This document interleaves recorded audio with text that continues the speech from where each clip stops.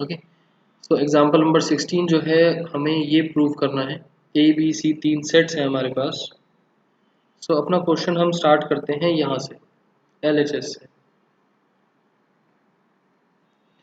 P of A union B union C considering LHS.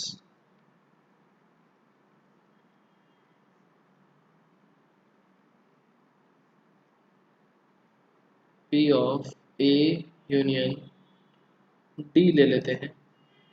Late B union C is equals to D.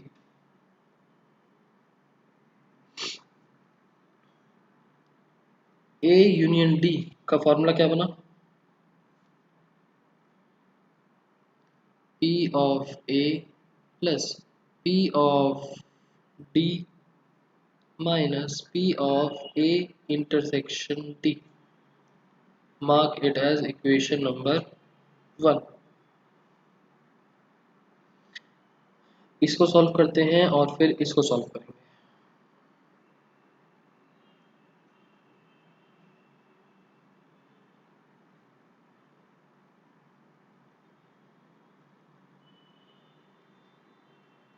P of D, P of D का मतलब क्या हुआ? P of B union C. B union C का formula P of B plus P of C minus P of B intersection C. Mark it as equation number 2। A intersection D चाहिए अब हमको।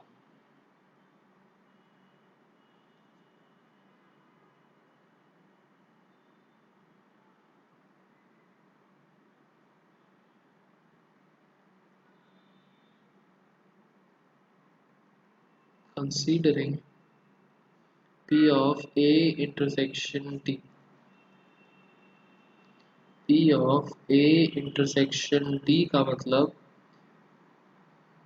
probability A intersection D is B union C।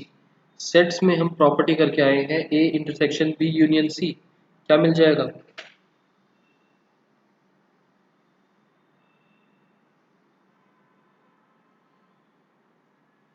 A intersection B union A intersection C। Clear है वाली चीज सबको?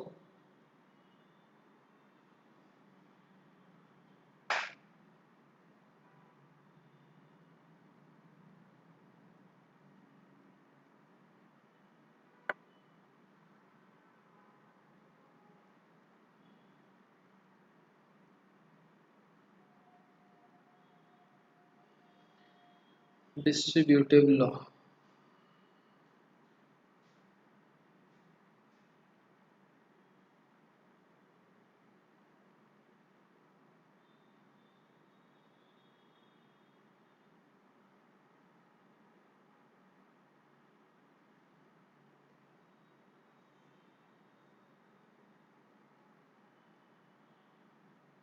अब इसको हमें आगे फर्दर सॉल्व करना है। देखो हमारे पास क्या क्या बन गया। पी ऑफ ए आ गया, ये पी ऑफ डी यहाँ पर ऐड हो रहा था, पी ऑफ बी भी आ गया, पी ऑफ सी भी आ गया, माइनस में भी इंटरसेक्शन सी चल रहा है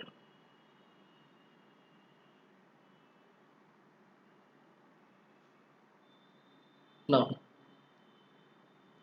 इसको थोड़ी देर के लिए अगर मैं x और इसको थोड़ी देर के लिए y मान लूँ, p of x union y, formula क्या बनेगा? p of x plus p of y minus p of x intersection y।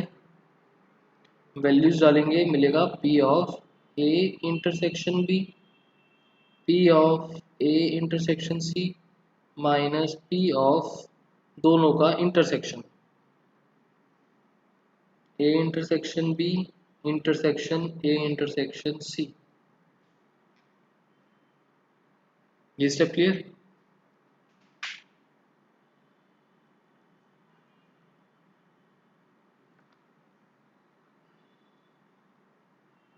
ये as it is a intersection b ये भी as it is minus A intersection B, A intersection C का भी intersection, तीन sets हैं हमारे पास, A B C, A intersection B और ए इंटरसेक्शन सी, इन दोनों का common intersection is this part,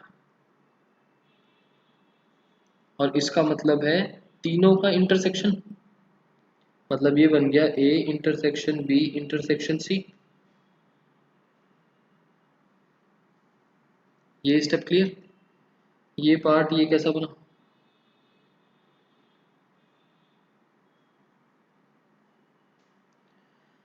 mark it as equation number 3, put equation 2 and 3 in equation number 1, आपको फाइनल आंसर मिल जाएगा, A union B union C is equals to P of A plus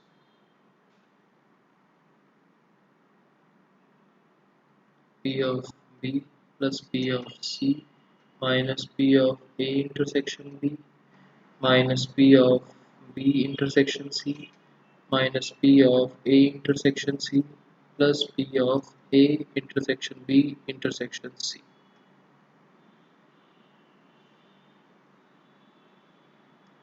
Question clear?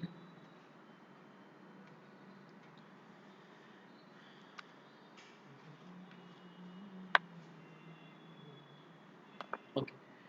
Next exercise पर आते हैं, miscellaneous exercise, और कौन से question पढ़ते हैं हम,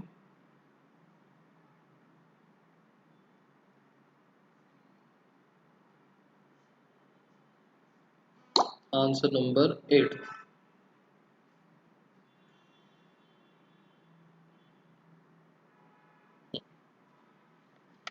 8. From the employees of a company, 5% are selected at random to represent managing committee of the company. 5 persons are selected, word पर ध्यान देना, selected, वो भी किसके लिए, for managing committee of a company। अब एक कमिटी के लिए हम मेंबर्स को सिलेक्ट कर रहे हैं, that means order does not matter, हमें अरेंजमेंट्स पर ध्यान नहीं देना, किसी भी ऑर्डर में हम उनको पिक करें ना। हमारे पास जो लिस्ट है 5 लोगों की, वो क्या क्या है, from the employees of company 5, अच्छा इन 5 में से आगे लोग निकालें, अच्छा सॉरी टोटल लोग निकालें, अब ये 5% कौन से हैं, these 5% are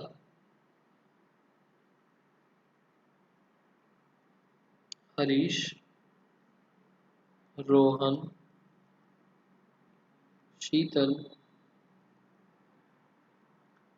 आलिस और सालिम। जेंडर इनका male male, female female and male, और एज आ जाएगी इन लोगों की 30, 33, 46, 28, 41, ये है टोटल 5 लोग।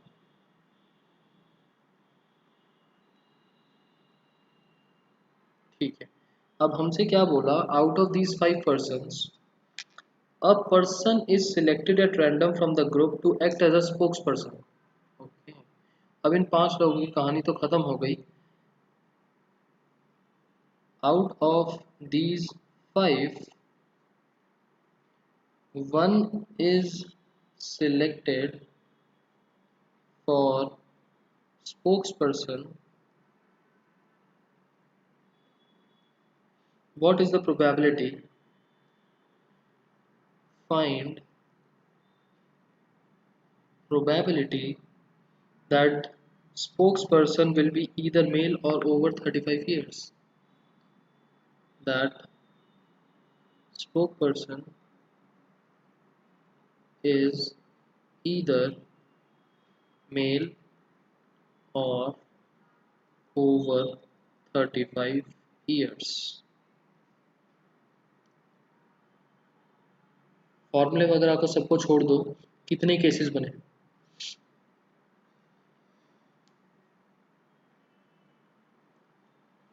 अच्छा टोटल तो 5 है, मतलब फेवरेबल आउटकम्स।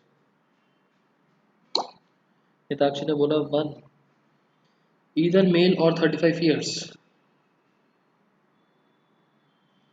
1 2 3 और 4 केसेस बने। तो मेल वाले को हम ए सेट बना देते हैं, ओवर 35 ईयर्स वाले को हम बी सेट बना देते हैं। ठीक है, let A B event that a male is selected, B be the event that person selected is over 35 years. Now अगर हम फॉर्मूलीज पर जाएंगे तो हमें थोड़ा सा ध्यान रखना पड़ेगा, ईदर और का केस है, मतलब हमको जो फाइंड आउट करना है that is probability of A union B, probability of A plus probability of B minus probability of A intersection B. अगर मैं सिर्फ ए और बी को निकाल के ऐड कर दूं तो दिक्कत हो जाएगी। यूनियन का कंसेप्ट है, तो वैसे भी अगर आप ऊपर देखो टेबल में, आपने ये 4 केसेस लिए, इस वाले को छोड़ दिया, रीज़न फीमेल है एंड ए छोटी है। बट अगर इसको ध्यान से देखा जाए, मेल और 35 ईयर से ज़्यादा, दोनों कैटेगरीज में सेम बंदा है, बट हमने काउंट तो इसको 1 करा था। सो प्रोबेबिलिटी ऑफ ए, कितने लोग बने? Probability of A, male is selected. देखो मेल्स हैं 1 2 3 और एज के लिए है 35 35 35, 1 और 2, जिसमें से this is common.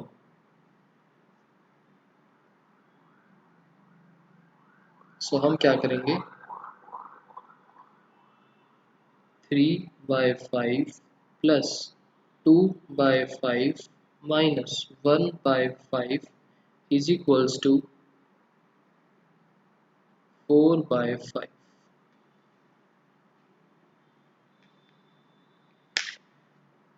Clear question?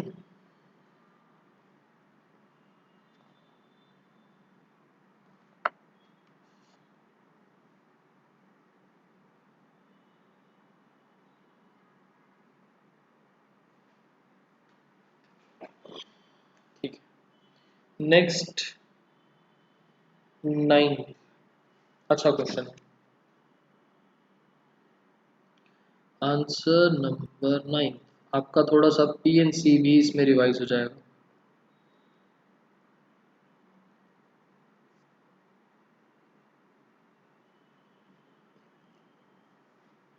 एक 4 डिजिट नंबर बनाना है greater than 5000, 4 digit number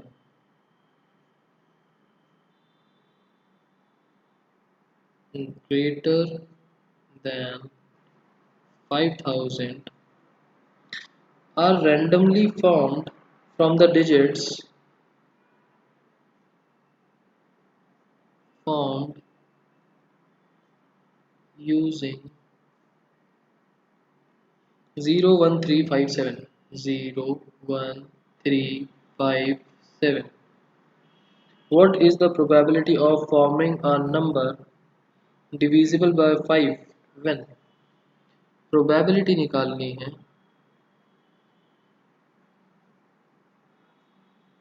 number divisible by 5, और इसके भी हमारे पास दो केसेस। पहला,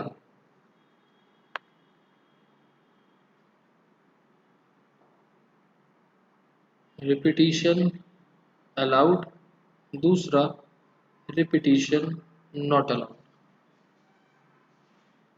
first digit will be fixed as 5, 5 और 0। वॉइस ब्रेक हो रही है, वीडियो भी किसी और के साथ भी प्रॉब्लम आ रही है?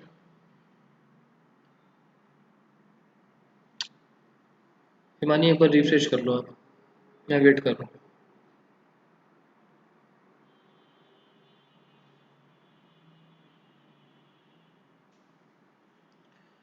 सो 4 डिजिट का नंबर बनाना है ग्रेटर देन 5000, तो ये तो हमारा एक तरीके से सैम्पल स्पेस बन जाएगा। 5000 से बड़े जितने नंबर बनेंगे उसमें से 5 से डिवाइड होने वाले नंबर्स फेवरेबल आउटकम्स। पहला केस लेके चलना है डिजिट्स रिपीट हो रही हैं, दूसरा केस लेके चलना है डिजिट्स रिपीट नहीं हो रही। तो पहले तो ये बताओ, हम इसमें फर्स्ट केस लेके चलते हैं अपना।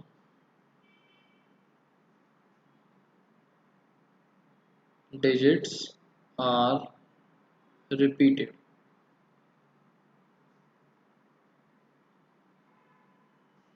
टोटल आउटकम्स कितने बनेंगे? टोटल आउटकम्स फेवरेबल आउटकम्स कितने कितने बन जाएंगे?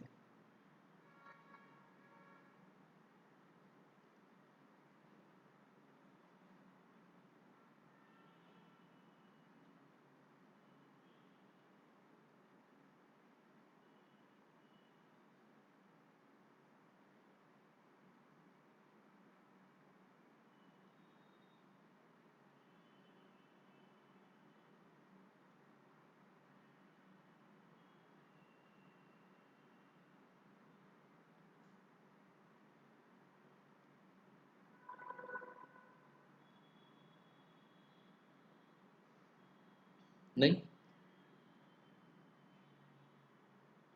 डिजिट्स है हमारे पास 0, 1, 3, 5, 7। अगर मैं सबसे पहले टोटल के पीछे जाता हूँ, टोटल आउटकम्स,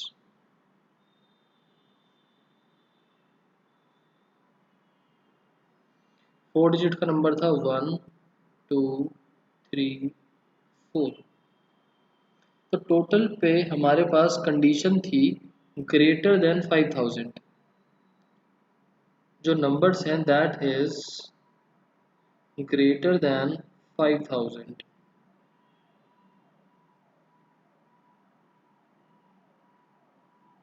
तो अब ये बताओ, ग्रेटर देन 5000 के लिए यहाँ पर कंडीशन लगेगी कि यहाँ पर कौन कौन से नंबर्स आ सकते हैं? 5 और 7।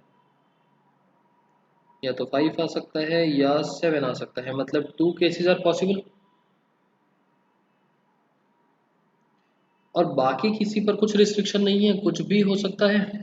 तो मतलब 1, 2, 3, 4, 5 टोटल 5 केसेस हैं, हम किसी भी वे में उनको लिख सकते हैं।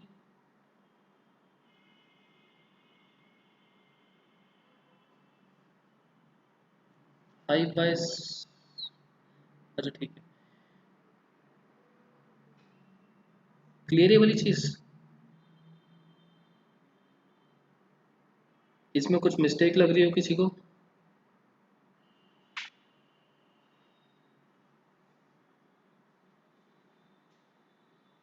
इनकम्प्लीट आंसर है, किस चीज की कमी है?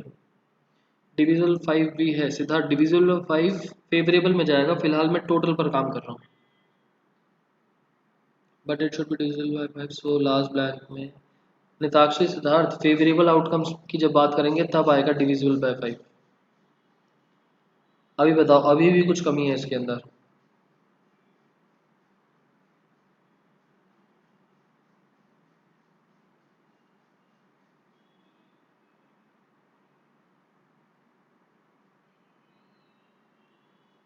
नहीं समझ में आ रहा किसी को?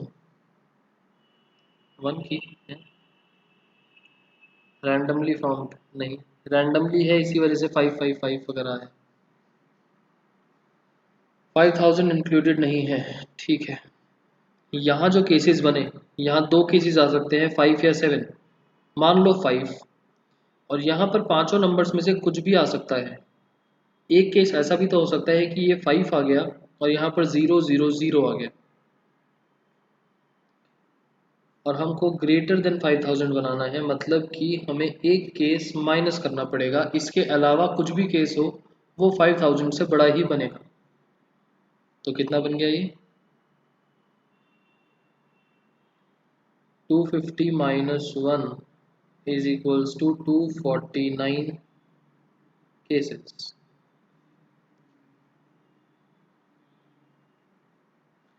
क्लियर?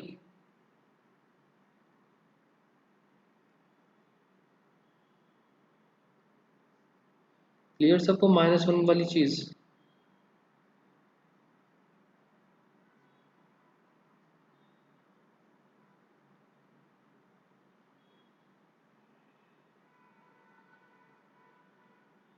ठीक। Favourable outcomes divisible by 5।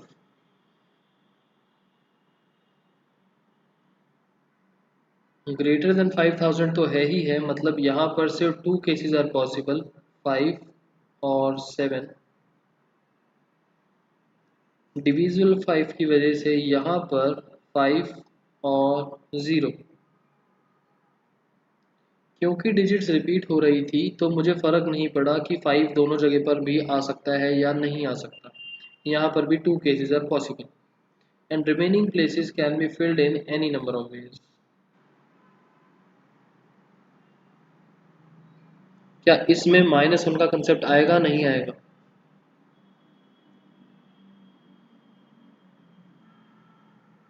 आएगा, क्योंकि यहाँ पर भी यहाँ 5 आ सकता है और यहाँ 0 और 0 भी आ सकता है, और हमें तो 5000 से बड़े बनाने हैं cases.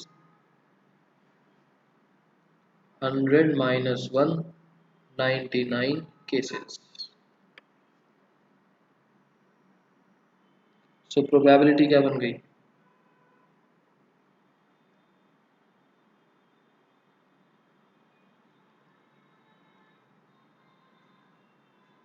99 upon 249।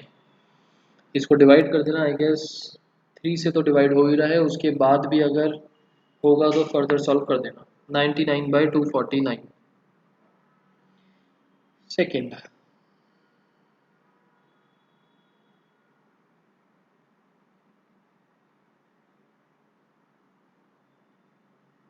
Digits not repeated.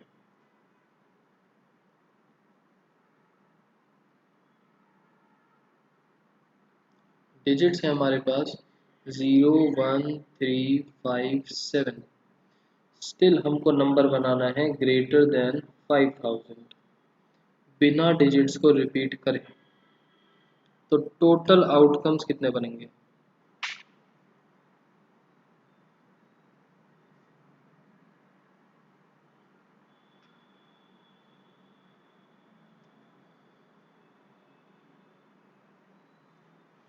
Answer book में 2/5 है?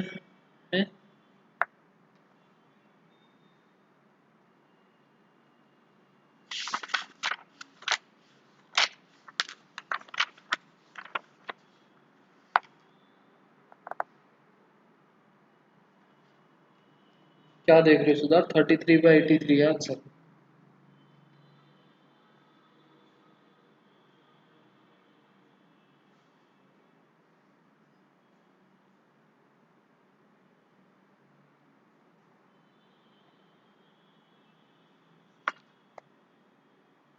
करेक्ट कर लो, अगर किसी की बुक में कुछ गलत है तो 3 से कट होके ये आपका 33/83 बनेगा। This is the answer.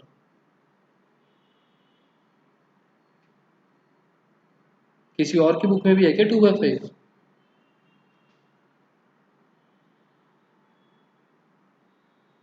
अच्छा, है। डिजिट्स रिपीट नहीं हो रही, इन डिजिट्स को यूज करके 4 डिजिट का एक नंबर बनाना है। 1 2 3 4, 1 2 3 4। 5000 से बड़ा नंबर, और टोटल आउटकम्स कितने बनेंगे? 2 3 2 1।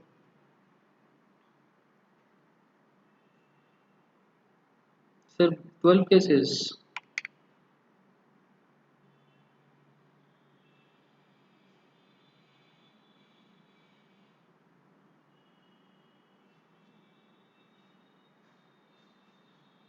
4 3 2 1।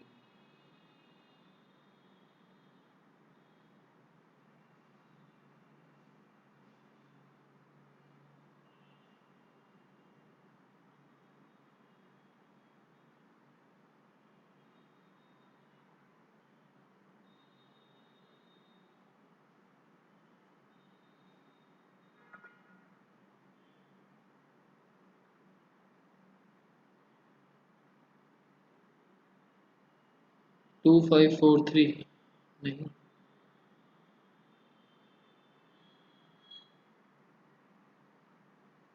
2 3 2 1 गलत है, 4 3 2 1 गलत है, 2 5 4 3 गलत है, 2 5 4 2 भी गलत है, 2 4 3 2 ठीक है। देखो जी, this place can be filled in two ways, 5 और 7। अब एक प्लेस, एक डिजिट यहाँ पर फिक्स हो गई, रिमेनिंग कितनी बची? 1 2 3 4 5 में से एक डिजिट यहाँ पर आ गई, रिमेनिंग बची 4। एक और यहाँ आ गई, रिमेनिंग बची 3। एक और यहाँ पर आ गई, रिमेनिंग बची 2। तो टोटल हमारे पास आउटकम्स -1 आएगा नहीं आएगा? नहीं आएगा, क्योंकि 5000 नहीं बन सकता इसमें। ये बन गया हमारे पास 8 इंटू 6 48।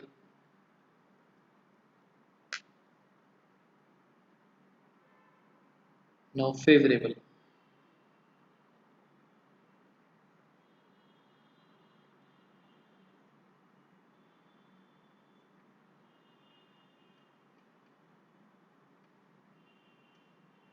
फेवरेबल बताओ। डिजिट्स रिपीट नहीं होंगी। हाँ संगे, तो अभी तो -1 नहीं करा मैंने।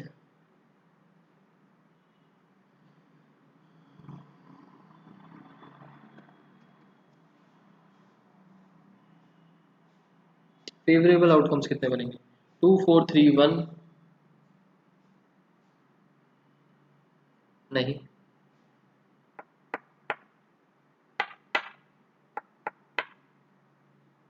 देखो हमारे पास कंडीशन कैसी फंसी है यहाँ पर। फर्स्ट प्लेस पर 5 या 7 आ सकता है, लास्ट प्लेस पर 0 या 5 आ सकता है। डिजिट्स रिपीट नहीं हो सकती। टू डिफरेंट केसेस बनेंगे। अगर डिफरेंट डिफरेंट नंबर्स होते तब तो बात अलग थी, बट सेम नंबर भी बीच में इन्वॉल्व है। तो एक बार लिख लेते हैं कि मैंने 5 को फिक्स कर दिया, और एक बारी मैंने 7 को फिक्स कर दिया ना। अगर 5 को फिक्स कर दिया, this place can be filled in only one way. 0 ही आ सकता है सिर्फ। एक नंबर यहाँ आ गया, एक नंबर यहाँ आ गया, रिमेनिंग बचे 3 नंबर। अब एक और नंबर यहाँ आ गया, रिमेनिंग बचे 2 नंबर। 2 into 3 into 1 6। ध्यान रखना, जिन पे मल्टीप्लाई लगाया है वो केसेस हैं, और जिनको बॉक्स में डाला है वो नंबर्स हैं। 7 अगर आया तो this place can be filled in two ways. 2 digits आ गई। अब 2 डिजिट्स के बाद रिमेनिंग बची 3, और यहाँ पर एक और डिजिट आने के बाद रिमेनिंग बची 2। 2 इंटू 3 इंटू 2 12 वेज। टोटल हो गए 18 वेज। तो प्रोबेबिलिटी कितनी बनी?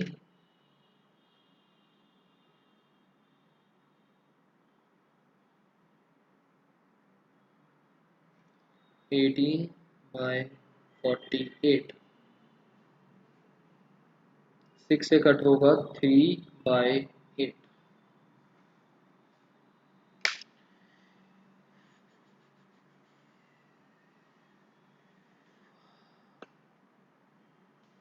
ये फेवरेबल आउटकम समझ में आया? यही था यहाँ पर trick.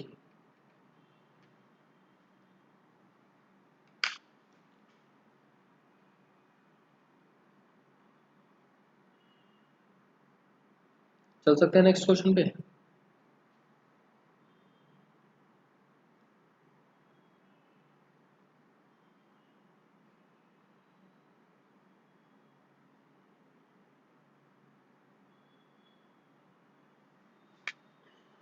Next question,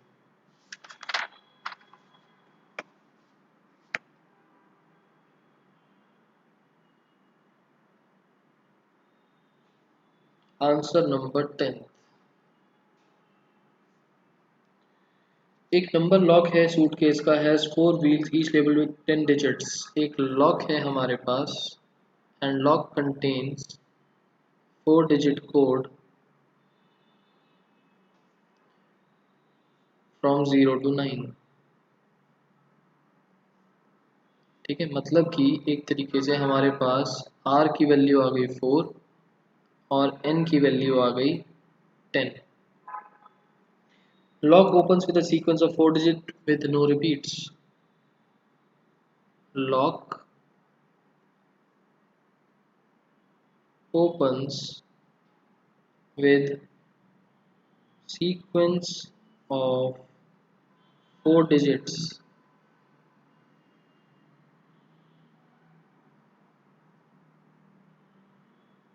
no repeats।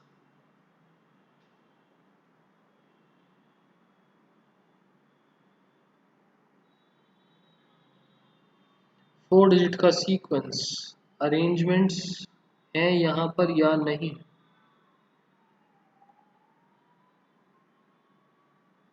Arrangements होंगी या फिर नहीं?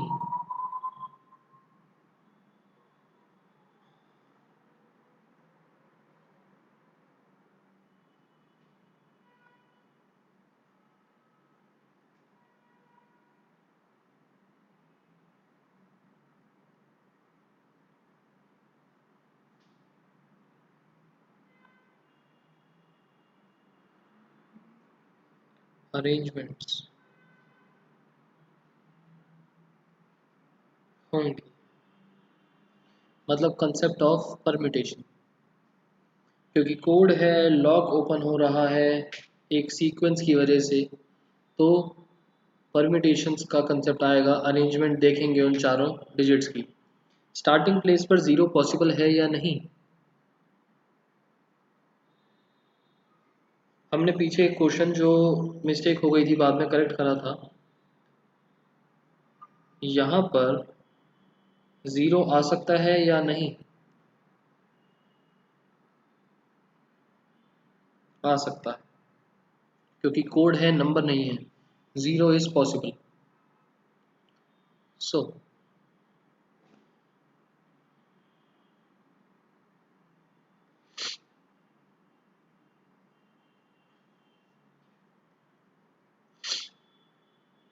फेवरेबल आउटकम्स, फेवरेबल आउटकम्स कितने बने?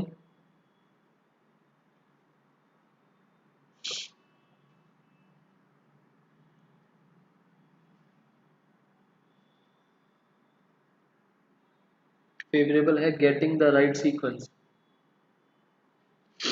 1। टोटल आउटकम्स, टोटल आउटकम में सोच के देखो, 4 डिजिट्स हैं आउट ऑफ 10। हमें सीक्वेंस बनानी है, मतलब अरेंजमेंट्स भी करनी है, और 4 डिजिट्स की रिपीटेशन नहीं है। सो 1 2 3 4, 10 9 8 7, या फिर आप और क्या बोल सकते हो, 10p4, या फिर 10c4 इंटू 4 फैक्टोरियल।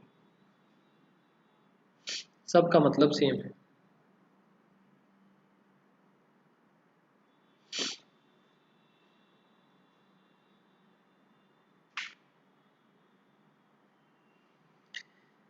इसको 10p4 लिखते हैं, वो तो आप लोगों को पता ही है। थर्ड सेम इस वजह से है क्योंकि 10c4 में मैंने 10 में से 4 चीज़ों का सिलेक्शन करा और उन 4 चीज़ों को अरेंज कर दिया। अरेंजमेंट में जंबल अप करने के लिए फैक्टोरियल ही देखते हैं ना हम। 4 चीज़ें निकाल लिया और उन 4 चीज़ों का हमने अरेंजमेंट कर दिया, और फॉर्मूले वाइज देखोगे तो सेम ही बन जाता है। जब आप लिख के देखोगे दोनों फॉर्मूलेज को तो सेम बन जाएगा। 4 फैक्टोरियल, और यहाँ पर भी नीचे डिनोमिनेटर में 4 फैक्टोरियल आता है, कैंसिल हो जाता है। सो इस तरीके से भी आप परम्यूटेशन को लिख सकते हो कि पहले हमने सिलेक्ट करा एंड उसके बाद अरेंज करा। यहाँ साथ ही साथ अरेंज हो गया, यहाँ पर सिलेक्शन और फिर अरेंजमेंट। तो चारों का आंसर सेम आएगा जितना भी आएगा। तो probability probability is equals to 1 upon, छोटा है 10p4 तो 10p4 लिख रहा हूँ, आपको जो अच्छा लगे वो लिख सकते हैं।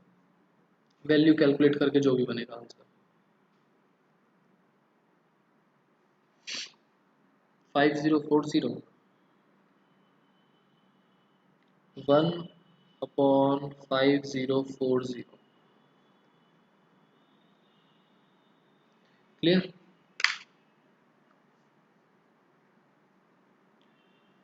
ठीक है, इसके साथ हमारा चैप्टर कंप्लीट। एंड ठीक, और कुछ बचा था हमारा डिस्कस करने के लिए?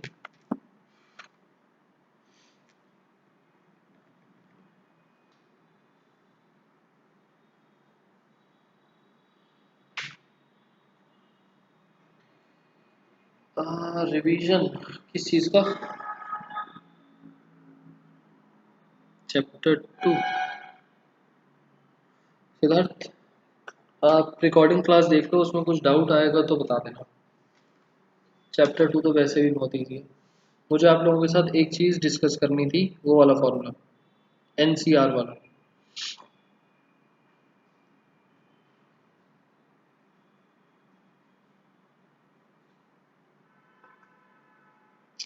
छोटे क्वेश्चन से लेके चलते हैं।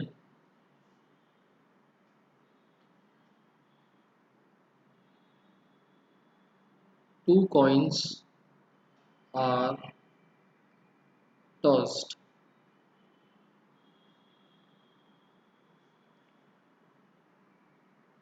सैंपल स्पेस क्या बनेगा? Head head, head tail, tail head, tail tail. Individual की प्रोबेबिलिटी कितनी होगी?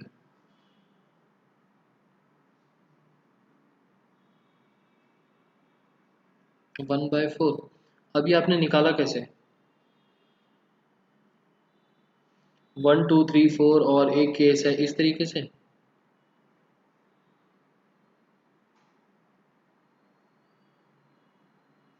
वन बाई फोर, बट ये एक्चुअल में निकलता किस तरीके से है? इसका मतलब क्या है? Probability of head head. इसको एक तरीके से जॉइंट प्रोबेबिलिटी बोला जाता है।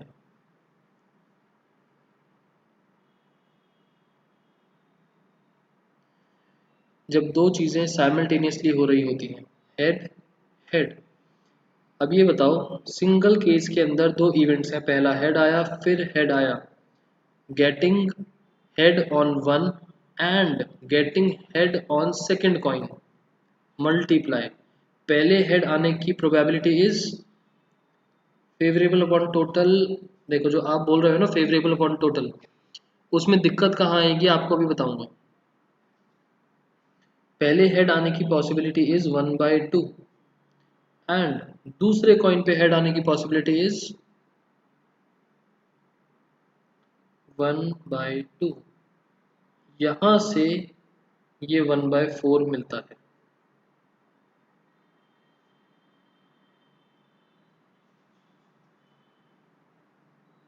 ठीक है, नाउ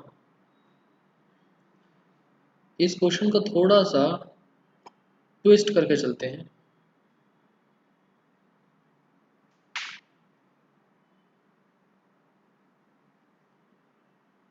प्रोबेबिलिटी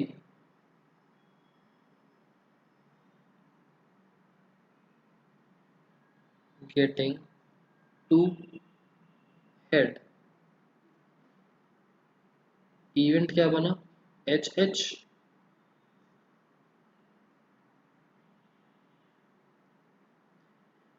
एच एच का मतलब हो गया एक आउटकम है out of total 4, 1/4। Probability getting 1 head, set क्या बना, एच टी टी एच,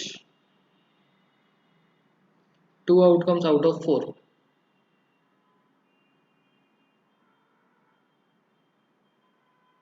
या आप ऐसे भी बोल सकते हो 1/2 इंटू 1/2 1/4 प्लस 1/4, मतलब कि 1/2 इंटू 1/2। यहाँ पर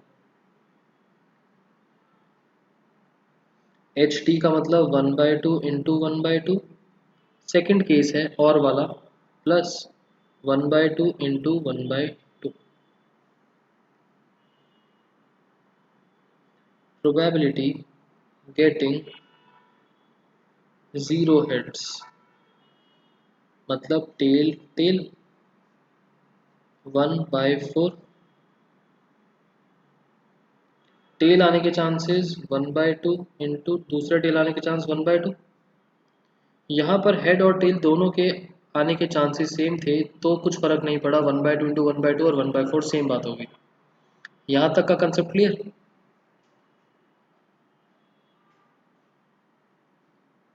अब मैंने आपसे बोला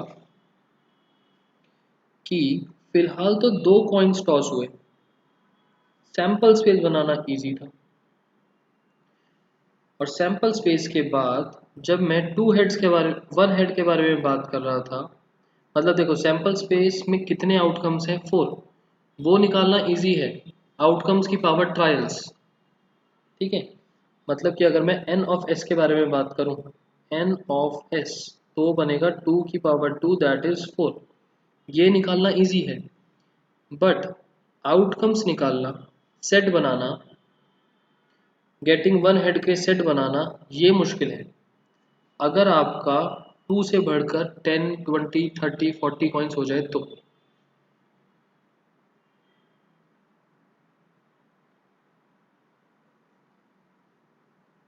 इफ tosses are increased,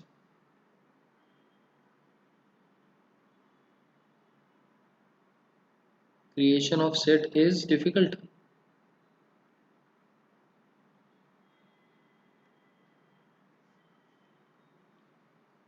ठीक है, आप सैंपल स्पेस में कितने एलिमेंट्स हैं वो तो फाइंड आउट कर सकते हो, बट आपको जिसकी प्रोबेबिलिटी निकालनी है उसके अंदर कितने एलिमेंट्स आएंगे वो कैसे निकालोगे।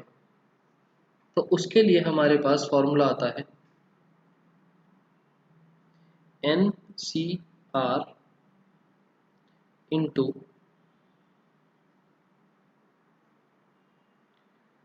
क्या नाम दें इसको,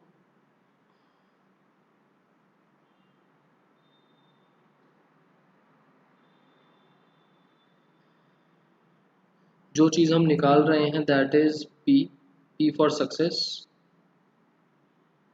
जो चीज़ हम चाहते हैं उसकी पावर तो जितनी बार अकर हुआ वो, और क्यू का मतलब होता है फेलियर।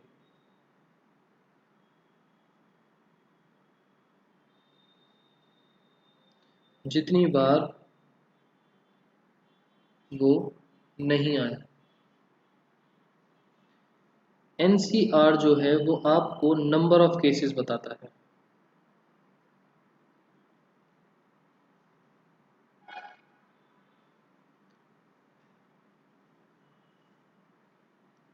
या फिर आप ऐसे भी कर सकते हो, N C R into probability any one case,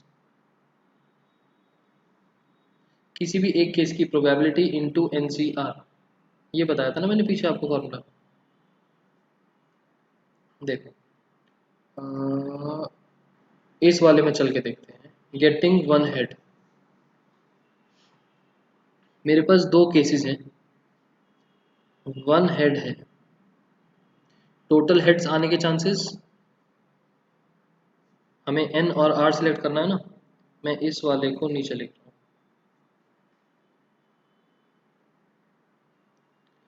probability getting one head, sample space क्या बना, एच टी टी एच। फिलहाल के लिए सोचो अगर हम ये ना बना पाते तो क्या करते। जो हेड्स हैं उसके लिए एन क्या बनेगा, टोटल हेड्स टू टॉसेस में कितने आएंगे,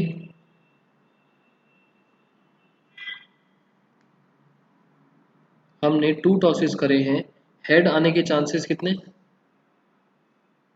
टू, हम निकाल कितने रहे हैं, वन। तो फॉर्मूला क्या बोलता है, एन सी आर मतलब टू सी वन, ये तो मिले number of cases, two C one का मतलब टू, देखो वन टू, टू ही केसेस हैं ना। आगे का फॉर्मूला बोलता है कोई भी एक केस पकड़ लो दोनों में से, ये केस पकड़ लिया, इसकी बनने वाली प्रोबेबिलिटी कितनी बनेगी, टेल आने के चांसेस 1/2, हेड आने के चांसेस 1/2।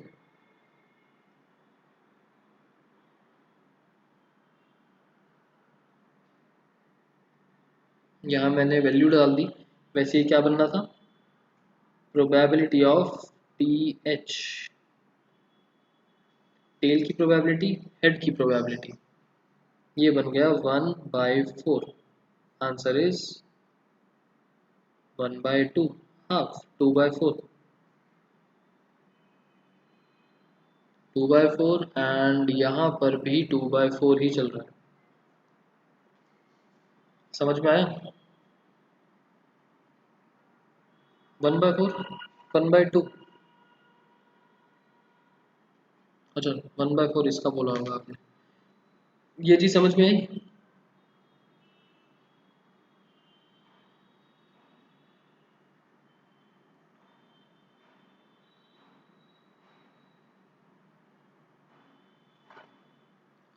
ठीक है, इस फॉर्मूले को जो मैंने आपके लिए ये लिखा था सक्सेस और फेलियर वाली चीज, अब इसमें देखो उससे मतलब क्या था,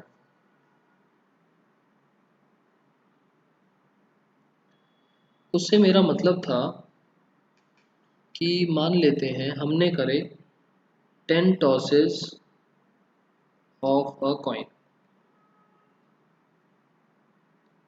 प्रोबेबिलिटी निकालनी है गेटिंग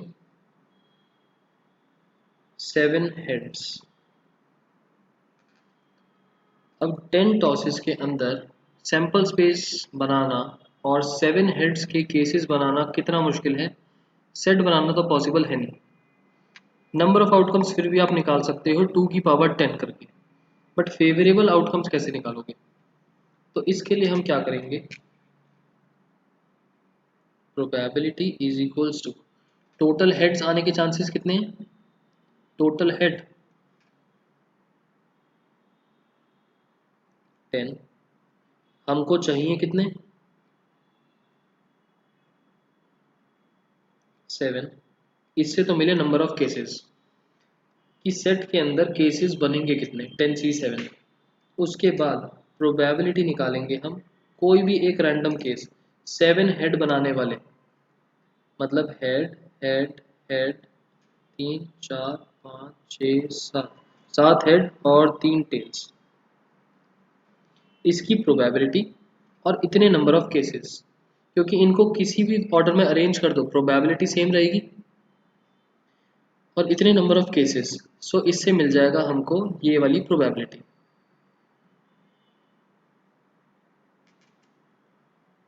इतने सारे हेड्स और इतने सारे टेल्स, 1/2 1/2 1/2 1/2, अब जो हमारा हेड है वो कितनी बार अकर हो रहा है, 10c7, जो हमारा हेड है वो 7 टाइम्स अकर हो रहा है, तो मतलब हेड का मतलब है 1/2 उसकी पावर 7।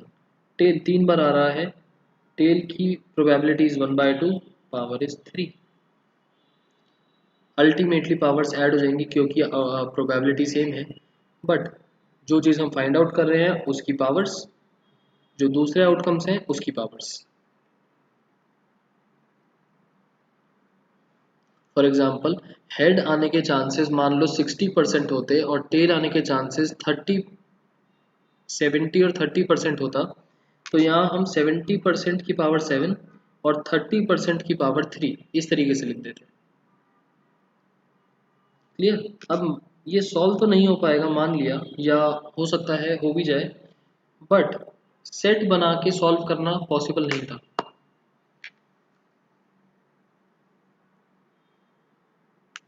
जो पीछे वाला कंसेप्ट था वो समझ में आ गया, जो मैंने एनसीआर वाली चीज लिखवाई थी। दूसरी चीज, अब आपकी ये वाली कंफ्यूजन दूर करनी है, जो ये 1/4 आप बोल रहे थे। आपको 11th क्लास में फिलहाल तो क्वेश्चन नहीं मिलेगा कोई भी कि जहां पर ये वाली दिक्कत आए, बट एक मैं आपको क्वेश्चन देता हूँ।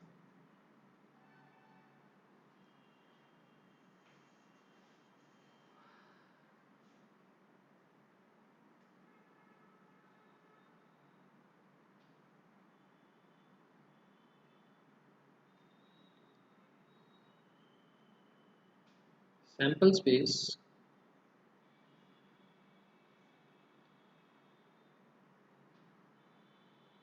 tossing a coin and then rolling a dice।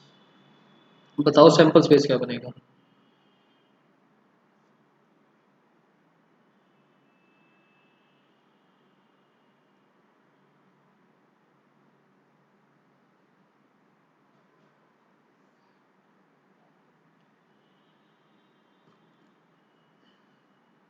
H1, H2, H3, H4, H5, H6, T1, T2, T3, T4, T5, T6। सब एग्री कर रहे हैं इससे?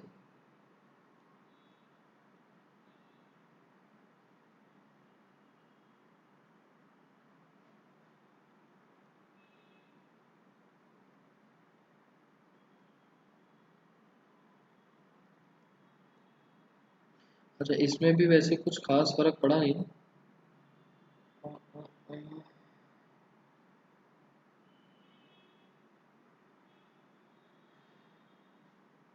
Rolling a dice if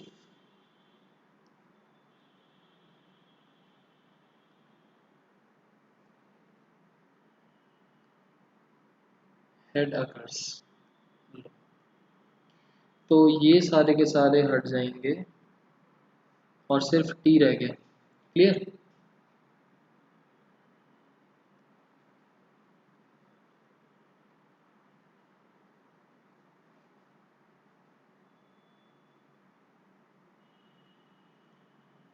okay, question को एक कदम और आगे बढ़ा देते हैं। अगर हेड अकर्स आया तो rolling a dice and toss coin again otherwise. अगर टेल आया तो हम कॉइन को ही टॉस कर देंगे, तो ये टी एच और टी टी बनेगा।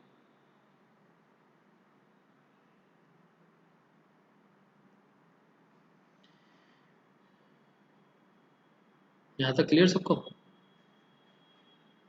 अब इस सैंपल स्पेस में देखो, H1, H2, H3, H4, H5, H6, इन सब की प्रोबेबिलिटीज विल बी सेम।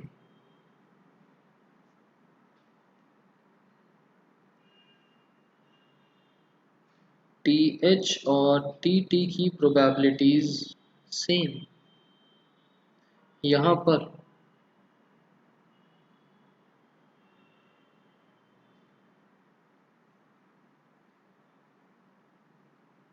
कितना बनेगा, हेड आने के चांसेस 1/2 और नंबर आने के चांसेस 1/6, ये बना 1/12।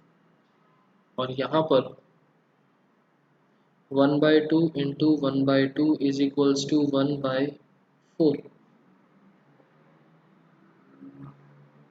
और अगर आप इस क्वेश्चन में अगर आपसे पूछा जाए कि H4 आने के क्या चांसेस हैं और आप बोलो 1 2 3 4 5 6 7 8, 1/8। अगर आपसे पूछा जाए फाइंड प्रोबेबिलिटी ऑफ H4 और आप बोलो 1/8, तो आंसर इज रॉन्ग, क्योंकि H4 का मतलब है 1/2 इंटू 1/6, दैट इज 1/12।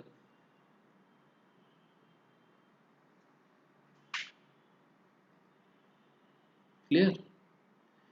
वहाँ पर जो भी हमारे आइटम्स निकल रहे हैं उनके आने की प्रोबेबिलिटी सेम रहती है। दैट्स वाई फ़र्क नहीं पड़ता कि आप टोटल गिनने के बाद उसको करो या फिर इंडिविजुअली निकालो। बट जहाँ पर दो ऐसी चीज़ें साथ साथ में आ रही है जहाँ पर फ़र्क पड़ रहा है, मतलब कि जो मैंने T1 T2 भी बनाया था उसमें भी फ़र्क नहीं पड़ता, क्योंकि through out the sample space चीज़ें सेम थी। टोटल 12 बन जाते आउटकम्स और उसमें से एक का मतलब 1/12 हो जाता। बट अब आधे आधे अलग हो गए, ये H के लिए अलग हो गया, T के लिए अलग हो गया। इसमें प्रोबेबिलिटीज डिफरेंट वे में चलेंगी। सर ये TH वाला केस अलग क्यों किए, क्योंकि हर क्वेश्चन मैंने इस तरीके से बनाया था कि एक कॉइन को टॉस करा और फिर एक डाइस रोल करी अगर हेड आया, और कॉइन को वापस से टॉस करा अगर टेल आया, अदरवाइज का मतलब वापस से टेल आया। टेल आया तो कॉइन वापस से टॉस हो गया, और हेड आया तो डाइस को रोल कर दिया। अब through out the sample space same नहीं चल रहा कि पहले कॉइन फिर डाइस। आधा सैंपल स्पेस बोलता है कि कॉइन और टॉस है, आधा सैंपल स्पेस बोलता है कि कॉइन और कॉइन है, तो उनकी रिस्पेक्टिव प्रोबेबिलिटीज डिफरेंट वे में कैलकुलेट होंगी। और अगर आपसे H4 पूछा जाए तो आप favourable outcome upon total outcomes गिन के 1/8 आंसर दोगे तो गलत हो जाएगा।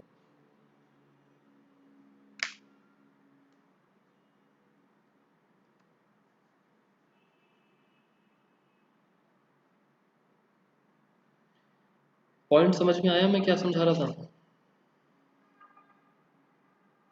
अगर THTT होने की जगह जो मैंने लाइन काटी है वही होता तो ठीक रहता, टोटल 12 आउटकम से बन जाते और एक की प्रोबेबिलिटी 1 और टोटल गिन के 12, क्योंकि through out the sample space पहले कॉइन था फिर डाइस थी, तो सेम बात पड़ जाती।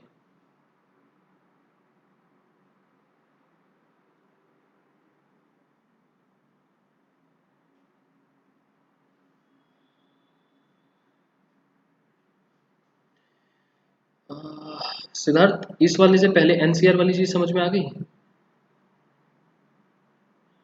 वो वाली ज़्यादा इंपॉर्टेंट थी।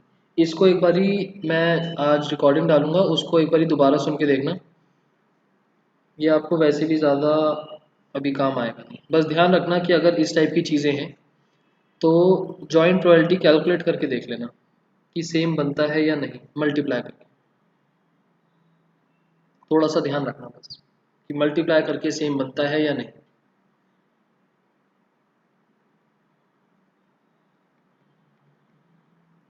क्योंकि सैंपल स्पेस में देखोगे तो वो 1/8 बनेगा, और एक एक करके मल्टीप्लाई करोगे तो 1/12 बनेगा। ठीक है, किसी को और कुछ डाउट?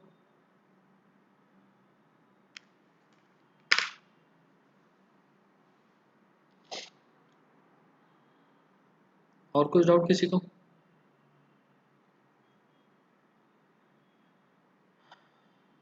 ठीक है, अभी ये क्लास ओवर करते हैं। सिद्धार्थ इको इसके अभी बस स्टार्ट होगी इस क्लास के बाद। Okay, bye bye.